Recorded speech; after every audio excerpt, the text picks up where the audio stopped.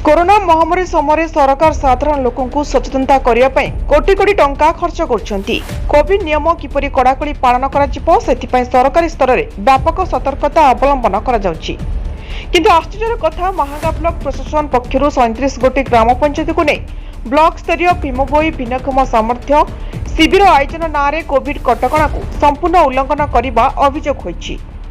सप्ताहक तले श्रीकृष्णपुर पंचायत रे जड़े व्यक्ति कोरोना आक्रांत होई मृत्युवरण करथिबा बेले से पंचायत रे प्यारीमोहन हाईस्कूल पशुलुंडा ठारे एभली एक शिविर आयोजन करी सेठारे शह शह लोकंकु रुंड कराकला ताहा ही समस्तंकु आश्चर्य करिछि। एठी कहा मुहरे मास्क नाही तो सम दूरत्व रक्षा करा जाय नाही, एपरिकी शिविरतंग पाखरे सैनिटाइजेशन रो सुविधा जोगाई दिया गला नाही।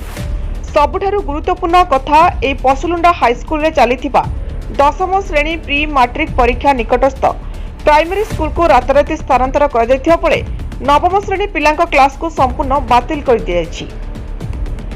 निकटरे जेएन कॉलेज रे गृह गुड़िक खाली पड़िथिबा बेले ए हाईस्कूल शिक्षादान और परीक्षा उभय कार्य रे ब्लॉक प्रशासन प्रतिबंधक सृष्टि करबा घटना को बुद्धिजीवी माने नापसंद करछन्ति।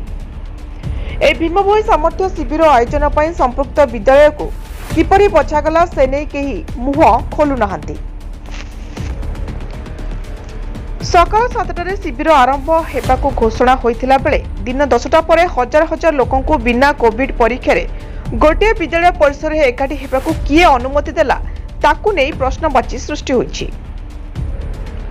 एपरिकी एभली अव्यवस्था संपर्क में सूचना पाई मंत्री प्रताप जेना निज आड़ू तांका गस्त कार्यक्रम को शेष मुहूर्त में बातिल कर देथिबा आलोचना हेउछि। एही अव्यवस्था बाबद रे ब्लॉक शिक्षा अधिकारी निज मुंडरू बोझ को हटाई एबीओ आड़क इशारा करी तांकटू तथ्य मिलिबो बोली सफाई देइथिबा बेले मीडिया सामने एठाकर प्रधान शिक्षक एथिपई खोद वीडियो को दायी करछन्ती। खरा तरारे बहु दूर दूरांतरु आसिथिबा भिन्नक्षम एवं तांको सहयोगी माने प्रशासन अव्यवस्था को नहीं असंतोष प्रकाश करबा मध्य देखिबाकु मिलिछि। समस्तक पाई मास्क सैनिटाइजेशन जलखिया मध्याह्न भोजन पीवा पानी एवं अन्य आनुषंगिक बंदोबस्त नथिबा अभियोग होइछि। ए भिन्नक्षम शिविर नारे कोरोना व्यापिबार आशंका को एड़ाई दिया जाई न पारे बोली अभियोग मध्य होइछि। बाड़ जदि फसल खाइब सेथिरे काहाको गुहारी करिबा न्याय रे महांगा ब्लॉक प्रशासन रो बेफिकर कारोबार उपरे अंकुश लागिबा दरकार बोली दाबी जोर धरिछि। महांगारू दिवाकर राउत को रिपोर्ट ओमका टीवी।